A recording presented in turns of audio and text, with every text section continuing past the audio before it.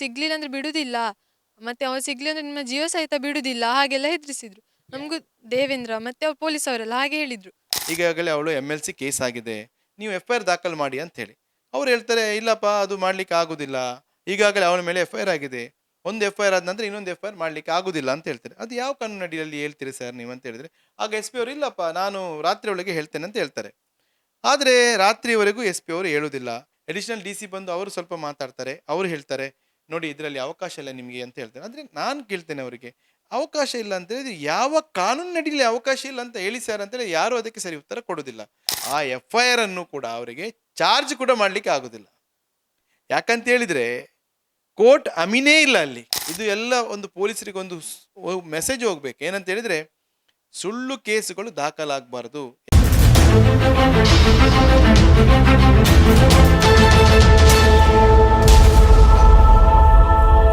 ಸ್ವಲ್ಮೇಲಾನ್ welcome to our YouTube family Kudla rampage. Brahmavara ತಾಲೂಕಿನ ಉಪ್ಪೂರಿನಲ್ಲಿ ನಡೆದಂತಹ ಘಟನೆ ಅಂತ ಹೇಳಿದ್ರೆ 11 ವರ್ಷದ ಹಿಂದೆ ಒಂದು ಘಟನೆ ಕೂಡ ಆಗಿರುತ್ತೆ. ಆಕ್ಸಿಡೆಂಟ್ ಪ್ರಕರಣಕ್ಕೆ ಸಂಬಂಧಪಟ್ಟ ಹಾಗೆ ದೇವೇಂದ್ರರವರಿಗೆ ಆಶಿಕ್ ರವರು ಆಕ್ಸಿಡೆಂಟ್ ಅನ್ನು ಕೂಡ ಮಾಡ್ತಾರೆ.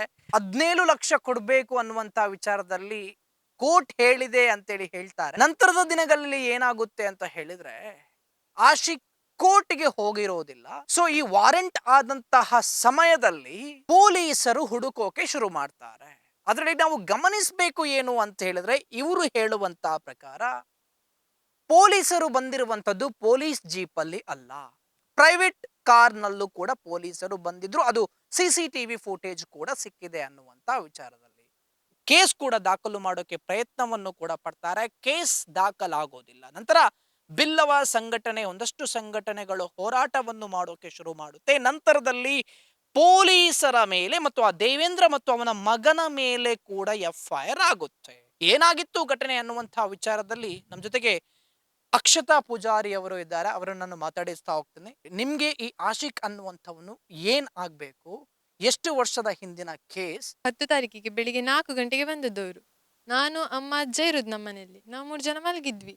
ಮತ್ತೆ ಜೋರಾಗಿ ಬಾಗಿಲು ಬಡಿತಿದ್ರು. ಅಂದ್ರೆ ನಂಗೆ ಗೊತ್ತಿಲ್ಲ, ನಾನು ಮಲ್ಕೊಂಡಿದ್ನಾ. ಅಮ್ಮ ನನ್ನ ಎಬ್ಸಿದ್ರು ಯಾರೋ ಬಾಗಿಲು ಬಡಿತಿದ್ದಾರಂತ. ಸ್ವಲ್ಪ ಹೊತ್ತು ನಾವು ಬಾಗಿಲು ತೆಗ್ದಿರ್ಲಿಲ್ಲ, ನಮ್ಗೆ ಹೆದರಿಕೆ ಆಯ್ತು. ಆಮೇಲೆ ಅಮ್ಮ ಕಿಟಕಿಯಲ್ಲಿ ಕೇಳಿದ್ರು ಯಾರಂತ. ಆಗ ಹೇಳಿದ್ರು ನಾವು ಪೊಲೀಸ್ನವರು, ಬಾಗಿಲು ತೆಗಿರಿ, ಲೈಟ್ ಹಾಕಿ ಹಾಗೆಲ್ಲ ಹೇಳಿದ್ರು. ಅದಕ್ಕೆ ನಾವು ಹೆದ್ರುಕೊಂಡು ಅಮ್ಮ ಲೈಟ್ ಹಾಕಿದ್ರು, ಮತ್ತೆ ಬಾಗಿಲು ತೆಗೆದ್ರು. ಆಗ ಒಂದೇ ಸಲ ಎಲ್ಲರೂ ಒಳಗೆ ಹೋಗಿ ಹುಡುಕ್ಲಿಕ್ಕೆ ಶುರು ಮಾಡಿದ್ರು. ನಾವ್ ಯಾರು ನೋಡ್ತಿದ್ರಿ ಹಾಗೆಲ್ಲ ಕೇಳಿದ್ವಿ. ಆಶಿಕ್ ಎಲ್ಲಿದ್ದಾನೆ, ಎಲ್ಲಿ? ನಮ್ಗೆ ಗೊತ್ತಿಲ್ಲ ಸರ್, ಎಲ್ಲಿದ್ದಾರೆ ಅಂದ್ರೆ ನನ್ನ ದೊಡ್ಡಮ್ಮನ ಮಗ ಅವರು, ಮಲ್ಪೆಲ್ಲಿರುದವ್ರು, ಕೊಡವರು. ನಮ್ಗೆ ಗೊತ್ತಿಲ್ಲ ಸರ್ ಹಾಗೆಲ್ಲ ಹೇಳಿದ್ವಿ. ಇಲ್ಲ ಇಲ್ಲೇ ಇದ್ದಾನೆ, ಹೇಳಿ ಹೇಳಿ ಅಂತ ಹೇಳಿದ್ರು. ನಮ್ಗೆ ಗೊತ್ತಿಲ್ಲ ಸರ್ ಅಂತ ಹೇಳಿದ್ವಿ. ಹೇಗೆ ಬಂದ್ರಿ ಸರ್, ಕೋರ್ಟ್ ವಾರೆಂಟ್ ಇಲ್ಲದೆ ಹೇಗೆ ಬಂದ್ರಿ ಹಾಗೆಲ್ಲ ಕೇಳಿದ್ದೆ. ಆಗ ಅಲ್ಲಿ ಅವ್ರು ದೇವೇಂದ್ರ ಅವರು ಅಂತ ಇದ್ರು. ಅವ್ರು ನನ್ನ ಒಂದೇ ಸಲ ಕೈ ಎಳ್ದು ಒಂದೇ ಸಲ ದೂಡಿದ್ರು. ನಾ ಗೋಡೆ ತಾಗಿ ಕೆಳಗಡೆ ಬಿದ್ದೆ. ಸರ್ ಯಾಕೆ ಹೀಗೆಲ್ಲ ಮಾಡ್ತೀರಿ, ಹೀಗೆಲ್ಲ ಮಾಡುದು ಸರಿ ಅಲ್ಲ ಸರ್ ಹಾಗೆಲ್ಲ ಹೇಳಿದ್ವಿ. ಇಲ್ಲ ಇಲ್ಲೇ ಇದ್ದಾನೆ ಆಶಿಕ್, ನಮ್ಗೆ ಲೊಕೇಶನ್ ಇದಾಗಿದೆ ಹಾಗೆಲ್ಲ ಹೇಳಿದ್ವಿ. ಟ್ರ್ಯಾಕ್ ಆಗಿದೆ, ಇಲ್ಲೇ ಇದ್ದಾನೆ, ಹೇಳಿ ನಿಜ ಹೇಳಿ ಎಲ್ಲಿದ್ದಾನೆ. ರೂಮೆಲ್ಲ ಹುಡುಕಿದ್ರು, ಎಲ್ಲಿ ಇರ್ಲಿಲ್ಲ ಅಣ್ಣ. ಅಂದ್ರೆ ಇಲ್ಲಿ ಬಂದ್ರೆ ಅಲ್ಲ ಇರುದವರು.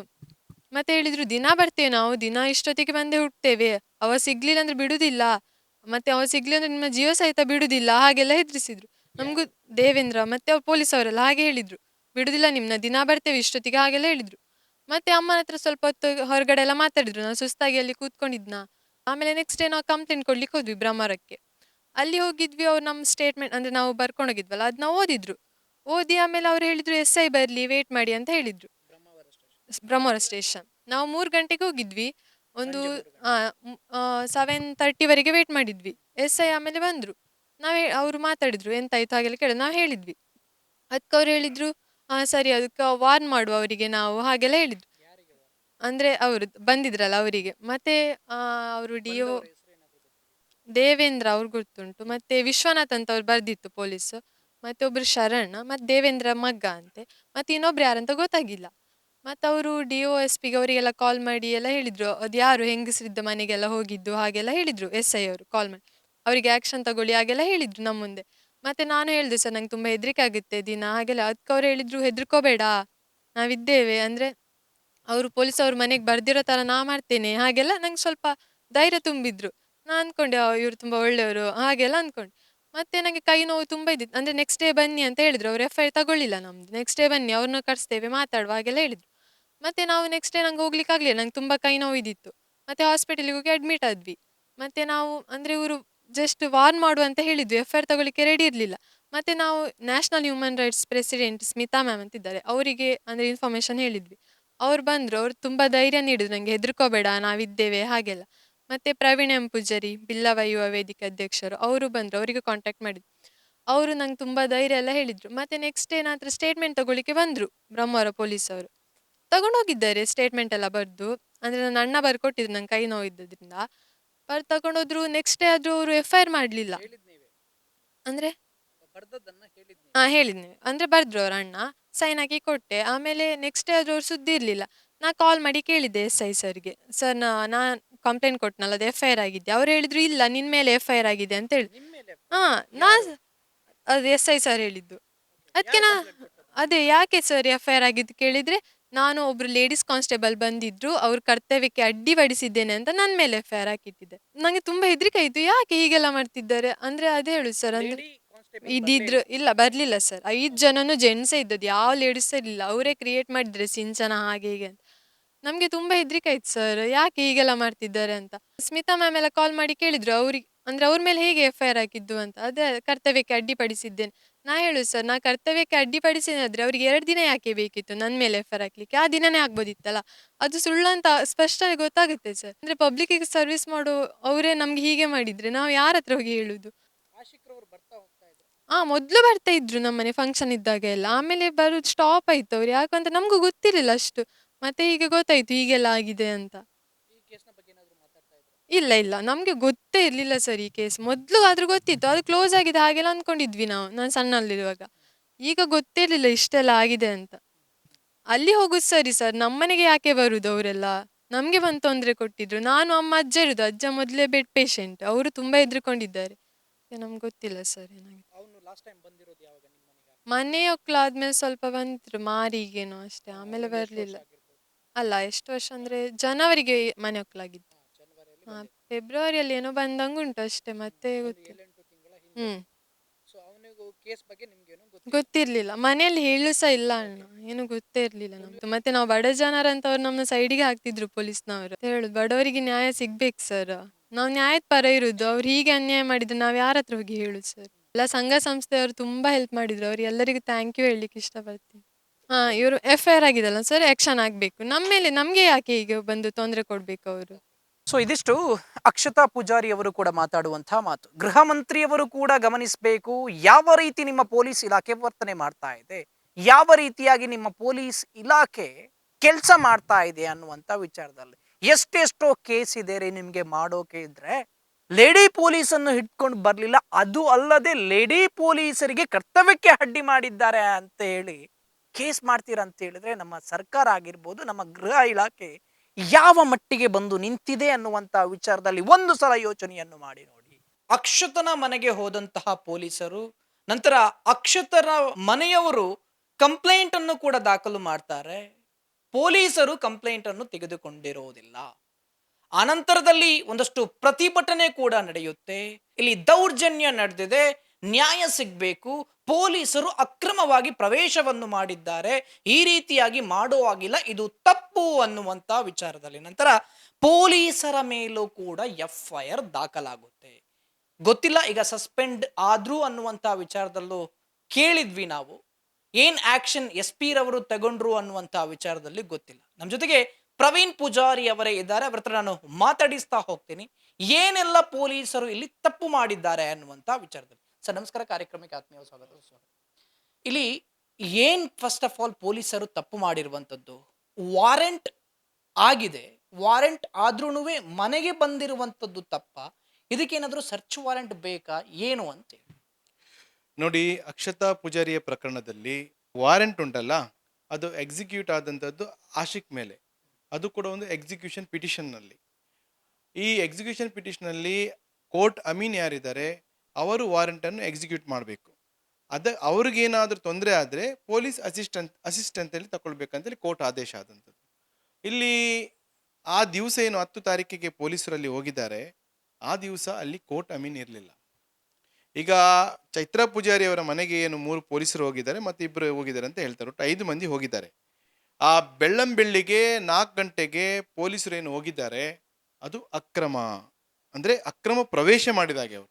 ಯಾಕಂತ ಹೇಳಿದ್ರೆ ಪೊಲೀಸರಿಗೆ ಯಾವುದೇ ಆದೇಶ ನ್ಯಾಯಾಲಯದಲ್ಲಿ ಇಲ್ಲ. ಒಂದು, ಪೊಲೀಸರು ಅಲ್ಲಿ ಹೋಗ್ಬೇಕಿದ್ರೆ ಕೋರ್ಟ್ ಅಮೀನ್ ಇದ್ರೆ ಮಾತ್ರ ಹೋಗ್ಲಿಕ್ಕೆ ಸಾಧ್ಯ. ಇಲ್ಲಿ ಕೋರ್ಟ್ ಅಮೀನ್ ಇಲ್ಲ, ಆದ್ರಿಂದ ಅಲ್ಲಿ ಯಾರು ವ್ಯಕ್ತಿಗಳು ಹೋಗಿದ್ದಾರೆ ಅದು ಅಕ್ರಮ ಅಂತ ನಾವು ಹೇಳುವಂಥದ್ದು. ಈಗ ಬೇರೆ ಬೇರೆ ಪ್ರಕರಣದಲ್ಲೋ ಅಥವಾ ಸಿವಿಲ್ ಕೇಸಲ್ಲಿ ಮಾತ್ರ ಪೊಲೀಸರು ವಾರೆಂಟ್ ಇಲ್ಲದೆ ಹೋಗುವಂಥದ್ದಿಲ್ವಾ ಅಂತ ಹೇಳಿ, ಅಥವಾ ಮುಂಜಾನೆ ಪೊಲೀಸರಿಗೆ ಯಾವುದೇ ಕೇಸಲ್ಲಿ ಹೋಗುವಂತಿಲ್ವಾ ಅಂತ ಹೇಳಿ. ನೋಡಿ, ಸ್ಟೇಟ್ ಕೇಸ್ ವಾರೆಂಟ್ ಬೇರೆ, ಸಿವಿಲ್ ಮ್ಯಾಟ್ರಲ್ಲಿ ಆಗ್ತಕ್ಕಂಥ ವಾರೆಂಟ್ ಬೇರೆ. ಅಂದರೆ ಅದು ಸಿವಿಲ್ ಪ್ರಿಸನ್ ಅಂತ ಹೇಳ್ತೇವೆ, ಇದು ಸ್ಟೇಟ್ ಪ್ರಿಸನ್ಸ್ ಅಂತೇಳಿ. ಈಗ ಸ್ಟೇಟ್ ಕೇಸಲ್ಲಿ ಪೊಲೀಸರಿಗೆ ಹೋಗುವಂಥ ಅಧಿಕಾರ ಇದೆ, ಆದರೆ ಇದು ಸಿವಿಲ್ ಪ್ರಕರಣ ಆದ್ರಿಂದ ಅವರಿಗೆ ಹೋಗುವಂಥ ಅಧಿಕಾರ ಇಲ್ಲ. ಇಲ್ಲಿ ಹೋಗುವಂಥದ್ದು ಕೋರ್ಟ್ ಅಮೀನ್. ಈಗ ಕೋರ್ಟ್ ಅಮೀನ್ ಹೋದರೆ ಮಾತ್ರ ಅದು ವ್ಯಾಲಿಡ್, ಇಲ್ಲದ್ರೆ ಅವರು ಹೋಗುವಂಥದ್ದು ತಪ್ಪು. ಬೆಳ್ಳಂಬೆಳ್ಳಗೆ ಹೋಗ್ಲಿಕ್ಕೆ ಇಲ್ಲ. ಅದು ಸಿವಿಲ್ ಪ್ರಿಸನ್ ವಾರೆಂಟಲ್ಲಿ ಅದು ಬೆಳಿಗ್ಗೆ ಅಂದರೆ ಸೂರ್ಯ ಉದಯ ಆದ ನಂತರ ಏನಿದ್ರು ಕೂಡ, ಸೂರ್ಯ ಅಸ್ತ ಆದ ನಂತರ ಕೂಡ ಹೋಗ್ಲಿಕ್ಕಿಲ್ಲ ಅವರಿಗೆ. ಇಲ್ಲಿ ಮನೆಯವರು ಆರೋಪ ಮಾಡ್ತಾ ಇದ್ದಾರೆ ಏನು ಅಂತ ಹೇಳಿದ್ರೆ, ಪೊಲೀಸರು ಅಲ್ಲ, ಆ ಕಂಪ್ಲೇನೆಂಟ್ ಯಾರಿದ್ದಾನೆ ದೇವೇಂದ್ರ ಅನ್ನುವಂಥವನು, ಅವರ ಜೊತೆಗೆ ಪೊಲೀಸರು ಬಂದಿದ್ರು. ಅಕ್ಷತಾ ಪೂಜಾರಿಗೆ ದೇವೇಂದ್ರರವರು ದೂಡಿದ್ರು. ಸೊ ಆಗ ಅವರಿಗೆ ಗಾಯ ಕೂಡ ಆಗಿದೆ, ಹಾಸ್ಪಿಟಲ್ ಅಡ್ಮಿಟ್ ಕೂಡ ಆಗಿದ್ರು ಅನ್ನುವಂಥ ವಿಚಾರದಲ್ಲಿ ಈ ದೂರುದಾರನ ಜೊತೆಗೆ ಪೊಲೀಸರು ಹೋಗುವಂಥದ್ದು ಇದೆಯಾ? ಈ ಎಕ್ಸಿಕ್ಯೂಷನ್ ಪಿಟಿಷನ್ನಲ್ಲಿ ದೂರುದಾರರು ಹೋಗ್ಲಿಕ್ಕೆ ಅವಕಾಶ ಇದೆ, ಅದು ಕೋರ್ಟ್ ಅಮೀನ್ ಇದ್ರೆ ಮಾತ್ರ. ಅವರು ಹೋದ್ರೂ ಕೂಡ ಕೋರ್ಟ್ ಅಮೀನ್ ಒಟ್ಟಿಗಿರಬೇಕು. ಅಲ್ಲಿ ಏನು ಕೂಡ ಕೆಲಸ ವೈಖರಿ ಏನಿದ್ರು ಕೂಡ ಕೋರ್ಟ್ ಅಮೀನ್ ಮಾಡುವಂಥದ್ದು, ಅವರು ಖಾಲಿ ನೋಡುವಂಥದ್ದು ಅಥವಾ ಮನೆ ತೋರಿಸುವಂಥದ್ದು ಅಥವಾ ಅವರು ಎಲ್ಲಿದ್ದರಂತೆ ತೋರಿಸುವಂಥದ್ದು ಬಿಟ್ಟರೆ ಅವರಿಗೆ ಯಾವುದೇ ಮತ್ತೆ ಅಲ್ಲಿ ಹೋಗಿ ಮಾತಾಡೋದಾಗಲಿ ಅಥವಾ ಅವರಿಗೇನು ಜೋರು ಮಾಡೋದಂತಾಗಲಿ ಅದು ಅಧಿಕಾರ ಅವರಿಗಿಲ್ಲ. ಇಲ್ಲಿ ಪೊಲೀಸರು ಹಾಗಾದ್ರೆ ಹೋಗುವಾಗೇನೆ ಇಲ್ಲ, ಅಮೀನ್ ಮಾತ್ರ ಹೋಗ್ಲಿಕ್ಕೆ ಇರುವಂತದ್ದು ಕೋರ್ಟ್ ಅಮೀನ್. ಪೊಲೀಸರು ಹೋಗುವಾಗೇನೆ ಇಲ್ಲ. ಪೊಲೀಸರು ಹೋಗಿದ್ದಾರೆ ಅಂತ ಹೇಳಿದ್ರೆ ಅವರ ಮೇಲೆ ಕ್ರಮ ಜರುಗಿಸಬೇಕು ಅಂತ. ಖಂಡಿತವಾಗ್ಲು. ಯಾಕಂತ ಹೇಳಿದ್ರೆ ಇವತ್ತು ನಾಳೆ ಅವರು ಈಗ ಹೋಗಿದ್ದು ಅಕ್ರಮ ಅಂತ ಏನು ಇವರು ಈಗ ಅಕ್ಷತಾ ಪೂಜಾರಿ ಅವರು ಏನು ದೂರು ಕೊಟ್ಟಿದ್ದಾರೆ, ಅದಕ್ಕೆ ನಾಳೆ ಪ್ರಶ್ನೆ ಆಗ್ತದಲ್ವಾ, ನೀವು ಹೇಗೆ ಹೋದ್ರಿ, ನಿಮ್ಮನ್ನು ಕಳಿಸಿದವರು ಯಾರು, ಯಾವ ಆದೇಶದ ಮೇಲೆ ನೀವು ಹೋದ್ರಿ ಅವರ ಮನೆಗೆ, ಇದೆಲ್ಲ ಪ್ರಶ್ನೆ ಆಗ್ತದೆ. ನಾಳೆ ಅಲ್ಲಿ ಅಧಿಕಾರಿಗೆ ಅದು ತೊಂದರೆ ಆಗ್ತದೆ. ಯಾಕಂತ ಹೇಳಿದ್ರೆ ಈಗ ಅಲ್ಲಿ 3 ಸಿಬ್ಬಂದಿಗಳು ಪೊಲೀಸರು ಹೋಗಬೇಕಾದ್ರೆ ಒಂದು ಅಲ್ಲಿ ಮೇಲಧಿಕಾರಿ ಆದೇಶ ಇರಬೇಕು. ಆ ಮೇಲಧಿಕಾರಿ ಆದೇಶ ಮಾಡಬೇಕಾದ್ರೆ ಅವನಿಗೊಂದು ಆದೇಶ ಇರಬೇಕು, ಒಂದು ನ್ಯಾಯಾಲಯದ ಅಥವಾ ಅವನ ಮೇಲಧಿಕಾರಿ ಆದೇಶ ಇರಬೇಕು. ಇದು ಯಾವ ಆದೇಶ ಅಂತ ಮುಂದಿನ ತನಿಖೆಯಲ್ಲಿ ಗೊತ್ತಾಗ್ತದೆ. ಪೊಲೀಸರು ಕೂಡ ಒಂದು ಕೇಸನ್ನು ದಾಖಲು ಮಾಡಿದ್ದಾರೆ ಅಂತ ಹೇಳಿದ್ರೆ, ಲೇಡಿ ಪೊಲೀಸರು ಸಿಂಚನಾ ಅನ್ನುವಂಥವ್ರು ಬಂದಿದ್ರು, ಅವರ ಮೇಲೆ ಇವರು ಏನೋ ಹಲ್ಲೆ ಅಂತ ಹೇಳಿ ದೂಡಿದ್ರು ಅವರನ್ನು. ಸೊ ಹೀಗಾಗಿ ಕರ್ತವ್ಯಕ್ಕೆ ಅಡ್ಡಿ ಮಾಡಿದ್ದಾರೆ ಅಂತ ಹೇಳಿ ಅಕ್ಷತನ ಮೇಲೇನೆ ಒಂದು ಕೇಸ್ ಮಾಡಿದ್ದಾರೆ, ಅವರ ಮನೆಯವರ ಮೇಲೇನೆ. ಸೊ ಮನೆಯವರು ಹೇಳ್ತಾ ಇರುವಂತಹ ಪ್ರಕಾರ ಅಲ್ಲಿ ಲೇಡಿ ಪೊಲೀಸೇ ಬರಲಿಲ್ಲ ಅಂತೇಳಿ. ನೋಡಿ, ಇಲ್ಲಿ ವಿಚಾರ ಏನಂತ ಹೇಳಿದ್ರೆ, ಒಂದು ಕರ್ತವ್ಯಕ್ಕೆ ಅಡ್ಡಿಪಡಿಸಿದಂತ ಹೇಳಿ ಪೊಲೀಸರು ದೂರು ದಾಖಲು ಮಾಡಿದಂಥದ್ದು. ನೋಡಿ, ಒಂದು ನಿಜವಾಗಿ ಅಲ್ಲಿ ಕರ್ತವ್ಯಕ್ಕೆ ಅಡ್ಡಿಯಾಗಿದ್ರೆ ಅಂಥ ಕೇಸು ತಕ್ಷಣವೇ ದಾಖಲಾಗಬೇಕು, ಅದಕ್ಕೆ 2 ದಿವಸ ಬೇಕಾಗಿಲ್ಲ. ಈ ಪ್ರಕರಣದಲ್ಲಿ ಪ್ರಥಮವಾಗಿ ಪೊಲೀಸರಲ್ಲಿ ಎಡವಿದೆ ಏನಂತ ಹೇಳಿದ್ರೆ 2 ದಿವಸದ ನಂತರ FIR ಅನ್ನು ಮಾಡಿದಂಥದ್ದು. ಅದರಲ್ಲಿ ಆ FIR ಅಲ್ಲಿ ನಾನು ಓದಿದಾಗೆ ಅದರಲ್ಲಿ ಕೋರ್ಟ್ ಅಮೀನ್ ಕೂಡ ಬಂದಿದ್ರು, ಒಂದು ಪೊಲೀಸ್ ಪೇದೆ ಬಂದಿದ್ರು, ಒಂದು ಮಹಿಳಾ ಪೊಲೀಸ್ ಪೇದೆ ಬಂದಿದ್ರು, ಮತ್ತು ಬೇರೆ 1-2 ಪೇದೆ ಮತ್ತೆ ಇವರು ಒಟ್ಟು 5 ಮಂದಿ ಓದದಂತ ಹೇಳ್ತಾರೆ. ಇಲ್ಲಿ 100% ಕೋರ್ಟ್ ಅಮೀನ್ ಹೋಗ್ಲಿಕ್ಕೆ ಸಾಧ್ಯನಿಲ್ಲ, ಅದು ನಮ್ಮ ಮೇಲ್ನೋಟಕ್ಕೆ ಗೊತ್ತಾಗಿದೆ. ಮತ್ತು ನಮಗೂ ಕೂಡ ಇದು ಕೆಲವು ವಿಚಾರದಲ್ಲಿ ತಿಳಿದಿದ್ದೇವೆ ನಾವು. ಮತ್ತೊಂದು ವಿಚಾರ ಅಂತೇಳಿ ಅಲ್ಲಿ ಮಹಿಳೆ ಪೇದೆ ಕೂಡ ಇರಲಿಲ್ಲ. FIR ನಲ್ಲಿ ಈ ರೀತಿಯ ಒಂದು ಸೃಷ್ಟನೆಯನ್ನು ಮಾಡಿಕೊಂಡು ಒಂದು ಸುಳ್ಳು FIR ಅನ್ನು ತಯಾರು ಮಾಡ್ತಾರೆ. ಕೋರ್ಟ್ ಅಮೀನ್ ಅಲ್ಲಿ ಹೋಗಿದ್ರೆ ಅದು ತಪ್ಪು, ಕೋರ್ಟ್ ಅಮೀನ್ ಹೋದ್ರೂ ತಪ್ಪು. ಯಾಕಂತ ಹೇಳಿದ್ರೆ ಒಂದು ವೇಳೆ ಪೊಲೀಸ್ನವರೊಟ್ಟಿಗೆ ಕೋರ್ಟ್ ಅಮೀನ್ ಇದ್ರೂ ಕೂಡ ತಪ್ಪಾಗ್ತದೆ. ಯಾಕಂತ ಹೇಳಿದ್ರೆ ಅಷ್ಟು ಬೆಳಿಗ್ಗೆ ಹೋಗುವಂಥ ಇದು ಕೂಡ ಕೋರ್ಟ್ ಅಮೀನಿಗೂ ಇಲ್ಲ. ಆದ್ರಿಂದ ಪೊಲೀಸರು ಏನಂತ ಹೇಳಿದ್ರೆ, ಯಾವಾಗ ಆಸ್ಪತ್ರೆಯಲ್ಲಿ ಅಕ್ಷತಾ ಪೂಜಾರಿ ದಾಖಲಾಗಿ ಏನು ಪೊಲೀಸರು ದೂರು ಪಡಿತಾರೋ ಆ ನಂತರ ಪೊಲೀಸರು ತಮ್ಮ ತಪ್ಪಿನಿಂದ ತಪ್ಪಿಸ್ಗೋಸ್ಕರ ತಮ್ಮನ್ನು ರಕ್ಷಣೆ ಮಾಡಿಕೊಳ್ಳಿಕ್ಕೆ ಆ FIR ಅನ್ನು ದಾಖಲು ಮಾಡಿದಂಥದ್ದು. ಯಾಕಂತ ಹೇಳಿದ್ರೆ ಒಂದು MLC ಕೇಸಲ್ಲಿ ಒಬ್ಬ ವ್ಯಕ್ತಿ ಆಸ್ಪತ್ರೆ ದಾಖಲಾಗಿ ದೂರು ಕೊಡ್ತಾರೆ, ಆ ದೂರಿನಲ್ಲಿ FIR ಆಗಬೇಕಿತ್ತು. ಅದು ಬಿಟ್ಟು ಆಕೆ ಕೊಟ್ಟಂತ ಹೇಳಿಕೆಯನ್ನು ಬದಿಗಿರಿಸಿ ತಮ್ಮನ್ನು ರಕ್ಷಿಸೋಸ್ಕರ ಒಂದು ಕರ್ತವ್ಯಕ್ಕೆ ಅಡ್ಡಿಪಡಿಸಿದ್ದಾರೆ ಮತ್ತು ಆ ಮಹಿಳೆ ಪೇದೆಗೆ ಕೈ ಮಾಡಿದ್ದಾರೆ ಅಂತೇಳಿ ಒಂದು ದೂರು ದಾಖಲು ಮಾಡಿದ್ದಾರೆ. ಇದು 100% ಸುಳ್ಳು. ಅಂದ್ರೆ ನಿಮ್ಗೆ ಇಲ್ಲಿ ಒಂದು ಎವಿಡೆನ್ಸ್ ಸಿಕ್ತು ಅಂತೇಳಿ. ಯಾಕಂತ ಹೇಳಿದ್ರೆ ಅಲ್ಲಿ 3:45 ಸಮಯಕ್ಕೆ ನಾವಲ್ಲಿ ಹೊರಟ್ವಿ ಅನ್ನುವಂತ ವಿಚಾರದಲ್ಲಿ ಪೊಲೀಸರೇ ಸುಮೋಟೋ ಕೇಸಲ್ಲಿ ಹೇಳಿದ್ದಾರೆ. ವಿಚ್ ಮೀನ್ಸ್ ಬೆಳ್ಳಂಬೆಳಗ್ಗೆ ಅವರು ಹೋಗಿದ್ದಾರೆ ಅನ್ನುವಂತ ವಿಚಾರದಲ್ಲಿ ನಿಮಗೊಂದು ಸ್ಟ್ರಾಂಗ್ ಆದ ಎವಿಡೆನ್ಸ್ ಸಿಕ್ತಿಲ್ಲ. ಖಂಡಿತವಾಗ್ಲು. ಈಗ ನೋಡಿ, ಅವರೇ ಎಫ್ಐಆರ್ ಅಲ್ಲಿ ಹೇಳಿದ್ದಾರೆ, ನಾವು ಇಷ್ಟು ಗಂಟೆಗೆ ಹೋಗಿದ್ದೇವೆ, ನೀವು ಹೇಗೆ ತಿಳ್ಕೊಂಡಿದ್ದೀರಿ? ಅಲ್ಲಿ ಹೋದದ್ದಂತೂ ಒಪ್ಕೊಂಡಾಗೆ ಆಗಿದೆ. ಅಷ್ಟೇ ಅಲ್ಲದೆ ಅವರಲ್ಲಿ ಕಾರ್ನಲ್ಲಿ ಇಳಿದು ಬರುವಂಥ CCTVಯಲ್ಲಿ ಕೂಡ ಅಲ್ಲಿ ದಾಖಲಾಗಿದೆ, ಅವರು ಯಾರೆಲ್ಲ ಬಂದಿದ್ದಾರೆ ಅಂತೇಳಿ. ಅದು ಕೂಡ ಇದೆ ವಿಡಿಯೋಸ್ಗಳು. ಆದ್ದರಿಂದ ಇದರಲ್ಲಿ ಪೊಲೀಸರು ಅಲ್ಲಿ ಹೋಗಲಿಲ್ಲ ಅಂತ ಹೇಳಲಿಕ್ಕೆ ಸಾಧ್ಯನೇ ಇಲ್ಲ. ಯಾಕಂತೇಳಿ ಅವರೇ ಒಪ್ಕೊಂಡಿದ್ದಾರೆ, FIR ಈಗಾಗಲೇ ದಾಖಲು ಮಾಡಿದ್ದಾರೆ ಅವರ ಮೇಲೆ. ಮತ್ತು ಅವರು ಏನು ದಾಖಲು ಮಾಡಿದಂಥ FIR ಏನಿದೆ ಅದು ಖಂಡಿತವಾಗ್ಲೂ ಸುಳ್ಳು. ಯಾಕಂತ ಹೇಳಿದ್ರೆ ಅದು ನಾನು ಮೊನ್ನೆ ಕೂಡ ಹೇಳಿದ್ದೇನೆ, ನೀವು ಅದು ಏನು FIR ದಾಖಲು ಮಾಡಿದಿರಿ ಅವರ ಮೇಲೆ, ಅದನ್ನು ನೀವು ಚಾರ್ಜ್ ಶೀಟ್ ಮಾಡಿ, ನಾವು ಏನು ಅದಕ್ಕೆ ಅಡ್ಡಿಪಡಿಸುವುದಿಲ್ಲ. ನಿಮ್ಗೆ ಏನು ಇನ್ವೆಸ್ಟಿಗೇಷನ್ಗೆ ನಾವು ಕೋಆಪ್ರೇಟ್ ಕೊಡ್ತೇವೆ. ಯಾಕಂತ ಹೇಳಿದ್ರೆ ಅದು ಸುಳ್ಳು ಕೇಸ್ ಅಂತೇಳಿ ಅಕ್ಷತಾ ಪೂಜಾರಿ ಅವರು ಅದರಲ್ಲಿ ಯಾವುದೇ ತಪ್ಪು ಮಾಡಲಿಲ್ಲ ಅಂತೇಳಿ, ಅವರ ತಾಯಿ ಮತ್ತು ಅವರು ತಪ್ಪು ಮಾಡಲಿಲ್ಲ ಅಂತ ಖಂಡಿತವಾಗಿ ನಾವು ಕೂಡ ಹೇಳ್ತೇವೆ. ಆದ್ರಿಂದ ಪೊಲೀಸರು ಅದನ್ನು ಯಾವ ರೀತಿಯಲ್ಲಿ ಚಾರ್ಜ್ ಶೀಟ್ ಮಾಡ್ತಾರೆ ಮುಂದಿನ ದಿವಸದಲ್ಲಿ ಕಾದು ನೋಡೋಣ. ಅವ್ರು ಬಂದಿರುವಂತದ್ದು ಪ್ರೈವೇಟ್ ಕಾರಲ್ಲಿ ಅಂತ ಹೇಳಿ ಕೇಳ್ಪಟ್ಟೆ ಸರ್ ನಾನು. ನೋಡಿ, ಅವರು ಪ್ರೈವೇಟ್ ಕಾರಲ್ಲಿ ಬಂದ್ರ ಅಥವಾ ಅವರ ಇಲಾಖಾ ಇದು ವಾಹನದಲ್ಲಿ ಬಂದ್ರ ಅದು ನಮಗೆ ಸಂಬಂಧ ಇಲ್ಲ. ಅವರು ಒಟ್ಟು ಬಂದದ್ದು ಹೌದು, ಅಲ್ಲಿ ಇದ್ದದ್ದು ಹೌದು, ಅವರ ಮನೆಗೆ ಹೋದದ್ದು ಹೌದು, ಅಲ್ಲಿ ಆಕೆಗೆ ಏನೊಂದು ಹಲ್ಲೆ ಆಗಿದೆ ಅದು ಆಗಿದ್ದಂತೂ ಖಂಡಿತ. ಯಾಕಂತ ಹೇಳಿದ್ರೆ ಆಸ್ಪತ್ರೆಯವಳು ಈಗಾಗಲೇ 5-6 ದಿವಸ ಚಿಕಿತ್ಸೆಯನ್ನು ಪಡ್ಕೊಂಡಿದ್ದಾಳೆ. ಹಾಗಾದ್ರೆ ಅವ್ರು ಚಿಕಿತ್ಸೆ ಯಾವುದಕ್ಕೆ ಪಡ್ಕೊಂಡದ್ದು? ಅದು ಕೂಡ ವೈದ್ಯರು ಪರೀಕ್ಷೆ ಮಾಡ್ತಾರಲ್ವಾ, ಅವರು ದಾಖಲಾಗಿದ್ದಾರಲ್ಲ ಆಸ್ಪತ್ರೆಯಲ್ಲಿ. ನೋಡುವ ಮುಂದೀಗ ಈಗ ಏನು ನಮ್ಮ ಒಂದು ಪ್ರತಿಭಟನೆ ನಂತರ ಅದು FIR ದಾಖಲಾಯಿತು. FIR ಏನು ಅವಳು ದೂರು ಕೊಟ್ಟಿದ್ದಾಳೆ, ನಾವ್ಯಾರು ಬರೆದು ಕೊಟ್ಟದಲ್ಲ, ಪೊಲೀಸ್ನವರೇ ಆ ಸರ್ಕಾರಿ ಆಸ್ಪತ್ರೆಗೆ ಬಂದು ಅವಳು ಏನು ಹೇಳಿದ್ದಾಳೆ ಅದನ್ನೇ ಅವರು ಬರ್ಕೊಂಡು ಹೋದಂತ ಹೇಳಿಕೆ. ಆದ್ರಿಂದ ಇದರಲ್ಲಿ ಯಾರೂ ಮೂರನೇ ವ್ಯಕ್ತಿಯವರು ಬರಲಿಲ್ಲ ಹೀಗೆ ದೂರನ್ನು ಕೊಡ್ಬೇಕಂತೇಳಿ, ಅವಳೇ ಕೊಟ್ಟಿದ್ದಾಳೆ ದೂರು. ಹಾಗಾಗಿ ಆ ದೂರು ಏನು ಕೊಟ್ಟಿದ್ದಾಳೆ ಅದೇ ಪ್ರಕಾರ ಪ್ರಥಮ ವರ್ತಮಾನ ವರದಿ ದಾಖಲಾಗಿದೆ. ನಿಮ್ಗೆ ಯಾವಾಗ ಗೊತ್ತಾಯ್ತು ಸರ್ ನೀವು ಈ ಹೋರಾಟಕ್ಕೆ ಇಳಿಲೇಬೇಕು, ಅಕ್ಷತಾ ಪೂಜಾರಿಗೆ ಅನ್ಯಾಯ ಆಗಿದೆ ಅಂತೇಳಿ ಯಾವ ಸಮಯದಲ್ಲಿ ಗೊತ್ತಾಗಿರುವಂಥದ್ದು? ಯಾರಾದ್ರೂ ಕಾಲ್ ಮಾಡಿ ಹೇಳಿದ್ರು ಅವರ ಫ್ಯಾಮಿಲಿ ಅವರು ಅಂತ ಹೇಳಿ? ನೋಡಿ, ಅಕ್ಷತಾ ಪೂಜಾರಿ ಸರ್ಕಾರಿ ಆಸ್ಪತ್ರೆಯಲ್ಲಿ ದಾಖಲಾಗ್ತಾಳೆ. ದಾಖಲಾಗಿ ಪೊಲೀಸರು ಬಂದು ಹೇಳಿಕೆಯನ್ನು ಪಡ್ಕೊಳ್ತಾರೆ. ಹೇಳಿಕೆಯನ್ನು ಪಡ್ಕೊಂಡ ನಂತರ ಪೊಲೀಸರು ಅವಳ ಒಂದು ಪ್ರಥಮ ವರ್ತಮಾನ ವರದಿಯನ್ನು ದಾಖಲು ಮಾಡೋದಿಲ್ಲ. ಆಗ ಅವಳು ಫೋನ್ ಮಾಡ್ತಾಳೆ, ಅಕ್ಷತಾ ಯಾರಿಗೆ, ಸಬ್ ಇನ್ಸ್ಪೆಕ್ಟರ್ಗೆ ಫೋನ್ ಮಾಡ್ತಾಳೆ. ಸರ್, ನಾನು ದೂರು ಕೊಟ್ಟಿದ್ದೇನೆ, ನನಗೆ FIR ಆಗಿದೆ ಅಂತ ಕೇಳ್ತಾರೆ. ಇಲ್ಲಮ್ಮ, FIR ಆಗಲಿಲ್ಲ, ಈಗ ನಿನ್ನ ಮೇಲೆ ಒಂದು FIR ಆಗಿದೆ ಅಂತ ಹೇಳ್ತಾಳೆ. ಆಗ ಅವಳು ಹೇಳ್ತಾಳೆ, ನನಗೆ ಇದು ತೊಂದರೆ ಅದು, ನನಗೆ ಅನ್ಯಾಯ ಆದದ್ದು, ನಾನು ದೂರು ಕೊಟ್ಟಿದ್ದೆ, ನನ್ನ FIR ದಾಖಲಾಗಬೇಕು, ನನ್ನ ಮೇಲೆ ಹೇಗೆ FIR ದಾಖಲಾಗಿದೆ ಅಂತ ಅವಳಿಗೆ ಭಾರಿ ಆಶ್ಚರ್ಯ ಆಗ್ತದೆ. ಆಗ ಅವಳು ಇದು ಏನು ಮಾಡೋದು ಅಂತೇಳಿ ಯಾರನ್ನು ನೋಡಬೇಕಲ್ಲ. ಹಾಗೆ ಒಂದು ನಮ್ಮದು ಉಡುಪಿ ಜಿಲ್ಲಾ ಬಿಲ್ಲವ ಯುವತಿಕೆ ಅಂತ ಸಂಘಟನೆ, ಉಡುಪಿ ಜಿಲ್ಲೆಯಲ್ಲಿ ಯಾರಿಗೆ ಒಂದು ಅನ್ಯಾಯ ಆದರೆ ನಾವೊಂದು ಹೋರಾಟ ಮಾಡುವಂಥದ್ದು. ಯಾರು ಅವ್ರಿಗೆ ಹೇಳಿದರು ಇಂತಿಂಥ ಒಂದು ಪ್ರವೀಣ್ ಪೂಜಾರಿ ಅವರನ್ನು ಭೇಟಿ ಮಾಡುವ ಅಂತೇಳಿ. ಅವರದ್ದು ಸ್ವಲ್ಪ ಸಂಬಂಧಿಕರು ನನ್ನ ಹತ್ರ ಮಾತಾಡಿದರು, ನೋಡಿ ಸರ್ ಹೀಗೆ ಆಗಿದೆ ಅಂತ. ನಾನು ತಕ್ಷಣ ಹೋಗಿ ಸರ್ಕಾರಿ ಆಸ್ಪತ್ರೆಗೆ ಭೇಟಿ ಕೊಡ್ತೇನೆ, ಆ ಘಟನೆ ಬಗ್ಗೆ ಎಲ್ಲ ವಿಚಾರ ತಿಳ್ಕೊಳ್ತೇನೆ. ತಿಳ್ಕೊಂಡು ನನಗೂ ಕೂಡ ಗೊತ್ತಾಯ್ತು ಇದರಲ್ಲಿ ಸ್ವಲ್ಪ ಸತ್ಯ ಇದೆ ಅಂತೇಳಿ. ಆ ನಂತರ ನಾನು ಆ ಸಬ್ ಇನ್ಸ್ಪೆಕ್ಟರ್ಗೆ ಫೋನ್ ಮಾಡ್ತೇನೆ, ನೋಡಿ ಸರ್ ಈಗಾಗಲೇ ಅವಳು MLC ಕೇಸ್ ಆಗಿದೆ, ನೀವು FIR ದಾಖಲು ಮಾಡಿ ಅಂತೇಳಿ. ಅವ್ರು ಹೇಳ್ತಾರೆ, ಇಲ್ಲಪ್ಪ ಅದು ಮಾಡ್ಲಿಕ್ಕೆ ಆಗೋದಿಲ್ಲ, ಈಗಾಗಲೇ ಅವನ ಮೇಲೆ FIR ಆಗಿದೆ, ಒಂದು FIR ಆದ ನಂತರ ಇನ್ನೊಂದು FIR ಮಾಡ್ಲಿಕ್ಕೆ ಆಗೋದಿಲ್ಲ ಅಂತ ಹೇಳ್ತಾರೆ. ಅದು ಯಾವ ಕಾನೂನು ಅಡಿಯಲ್ಲಿ ಹೇಳ್ತೀರಿ ಸರ್ ನೀವು ಅಂತ ಹೇಳಿದ್ರೆ, ಇಲ್ಲ ಅದು ಆಗೋದಿಲ್ಲ ಮಾಡ್ಲಿಕ್ಕೆ ಅಂತ. ಆಯ್ತು ನೋಡುವ, ನಾವು ಕೂಡ ಕಾನೂನು ಅಡಿಯಲ್ಲಿ ಯಾವ ರೀತಿಯಲ್ಲಿ ಮಾಡ್ಲಿಕ್ಕೆ ಆಗ್ತದೆ ನಾವು ಕೂಡ ನೋಡ್ತೇವೆ ಅಂತೇಳಿ ಅವ್ರಿಗೆ ಉತ್ತರ ಕೊಡ್ತೇನೆ ನಾನು. ಅಂದಿನ ದಿವಸದಲ್ಲಿ ನಾನು ಈ ಹೋರಾಟ ಶುರು ಮಾಡ್ತೇನೆ. ಶುರು ಮಾಡುವಂತ ಯಾವ ರೀತಿಯಲ್ಲಿ ಅಂತೇಳಿ ನಮ್ಮ ಎಲ್ಲ ಸಮಾಜದ ನಮ್ಮ ಹಿರಿಯರಿದ್ದಾರೆ, ಸಮಾಜದ ಮುಖಂಡರಿದ್ದಾರೆ, ನಮ್ಮ ಸಂಘ ಸಂಸ್ಥೆ ಅಧ್ಯಕ್ಷರು ಪದಾಧಿಕಾರಿಗಳೆಲ್ಲ ಇದ್ದಾರೆ. ಇವರೆಲ್ಲರಿಗೂ ಕೂಡ ಒಂದು ಮಾತಾಡಿ ಒಂದು ಸಭೆಯನ್ನು ಕರಿತಕ್ಕಂಥ ಕೆಲಸವನ್ನು ಮಾಡ್ತೇವೆ. ನಾವು ಉಡುಪಿ ಜಿಲ್ಲೆಯಲ್ಲಿ ನಮ್ಮ ಬಿಲ್ಲವ ಸಂಘ ಬನ್ನಂಜೆಯಲ್ಲಿ ಸಭೆ ಕರಿತೇವೆ. ಸಭೆಗೆ ಒಂದು 200-250 ಜನ ಬರ್ತಾರೆ. ಬಂದಾಗ ನಾವು ಒಂದು ಡಿಸಿಷನ್ ಮಾಡ್ತೇವೆ, ನಾವು ಮೊದಲು SP ಅವರ ಹತ್ರ ಹೋಗಿ ಭೇಟಿಯಾಗುವ ಅಂತೇಳಿ. SP ಅವ್ರ ಹತ್ರ ನಾವು ಹೋಗಿ ಭೇಟಿ ಆಗ್ತೇವೆ. SP ಅವ್ರ ಹತ್ರ ನಾವು ವಿಚಾರವನ್ನು ಹೇಳ್ತೇವೆ. SP ಅವರು ಹೇಳ್ತಾರೆ, ಇವತ್ತು ನಾವು ಯಾವಾಗ ಅಲ್ಲಿ ಹೋಗ್ತೇವೆ SP ಅವ್ರ ಹತ್ರ, ಅವ್ರು ಹೇಳ್ತಾರೆ, ನಾನು ಇವತ್ತೇ ರಾತ್ರಿ ನಿಮಗೆ ಒಂದು ಮೆಸೇಜ್ ಕೊಡ್ತೇನೆ, ನಾನು ಅದಕ್ಕೆ ಯಾವ್ದು ಸರಿಯಾದ ಕ್ರಮವನ್ನು ತೆಗೆದುಕೊಳ್ತೇನೆ ಅಂತ ಹೇಳ್ತಾರೆ. ನಾವು ಆವಾಗ ಒಂದು ಸೂಚನೆ ಕೊಡ್ತೇನೆ ನಾನು ಅವರಿಗೆ, ಏನಂತ ಹೇಳಿದರೆ, ಸರ್ ಈಗ ನಾವು ಈಗಾಗಲೇ ಸಭೆ ಸೇರಿ ಬಂದಿದ್ದೇವೆ, ನಾವು ಇವತ್ತು ನೀವು ಏನೊಂದು ಇದ್ರ ಕೊಡ್ತೀರಿ, ಒಂದು ರಾತ್ರಿ ಒಳಗೆ ಕೊಡಬೇಕು, ಕೊಡದಿದ್ದರೆ ಮುಂದಿನ ದಿವಸ ನಾವು ಬುಧವಾರಕ್ಕೆ ಪ್ರತಿಭಟನೆ ಅಂತ ನಾವು ಇಟ್ಟಿದ್ದೇವೆ ಅಂತ ಹೇಳ್ತೇವೆ. SP ಅವರಿಗೆ ಸ್ಪಷ್ಟವಾಗಿ ಹೇಳ್ತೇವೆ. ಆಗ SP ಅವರು, ಇಲ್ಲಪ್ಪ ನಾನು ರಾತ್ರಿ ಒಳಗೆ ಹೇಳ್ತೇನೆ ಅಂತ ಹೇಳ್ತಾರೆ. ಆದರೆ ರಾತ್ರಿವರೆಗೂ SP ಅವರು ಹೇಳುವುದಿಲ್ಲ. ಮರುದಿವಸ ಬೆಳಿಗ್ಗೆ ಕೂಡ ನಾವು ಕಾದು ನೋಡಿದೆವು, ಹೇಳಿಲ್ಲ. ಮತ್ತೆ ನಾವು ಪ್ರತಿಭಟನೆಗೆ ನಾವು ಡಿಕ್ಲೇರ್ ಮಾಡಿದಂಥದ್ದು.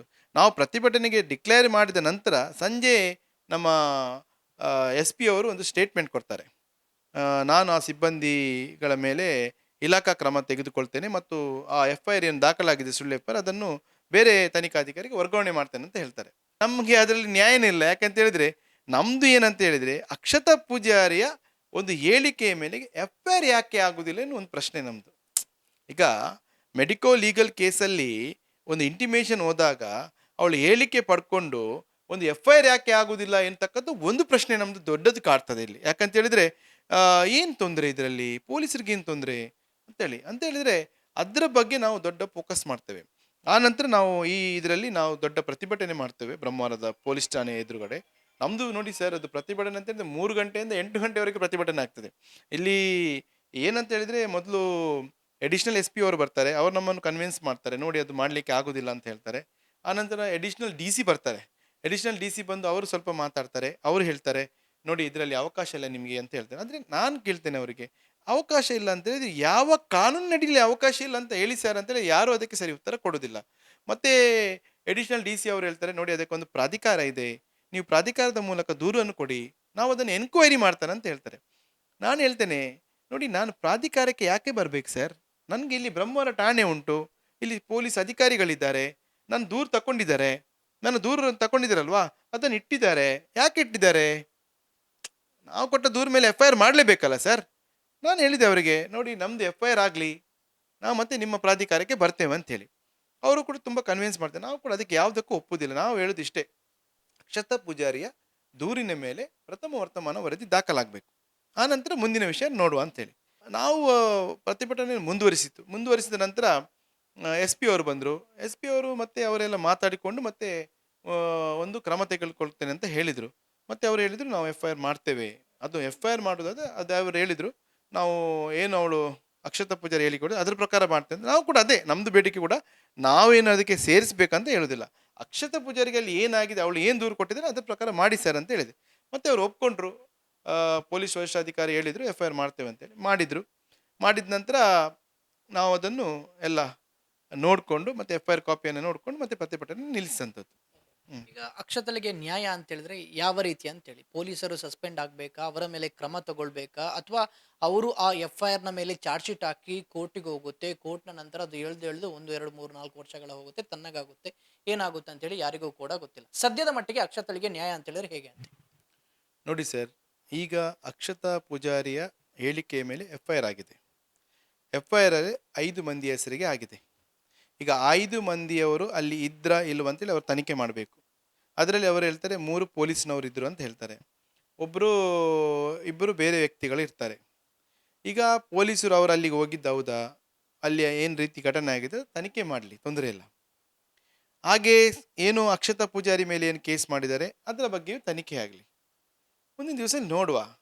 ನಮ್ದೀಗ ಈಗ ಮುಂದಿನದು ನಮ್ದು ಏನು ನಡೆ ಅಂತ ಹೇಳಿದರೆ, ಅಕ್ಷತಾ ಪೂಜಾರಿ ಕೊಟ್ಟಂಥ ಹೇಳಿಕೆ ಮೇಲೆ ಎಫ್ ಐ ಆರ್ ಏನು ದಾಖಲಾಯಿತು ಅದರಲ್ಲಿ 3 ಪೊಲೀಸ್ ಸಿಬ್ಬಂದಿ ಅಂತ ಹೇಳ್ತಾರೆ.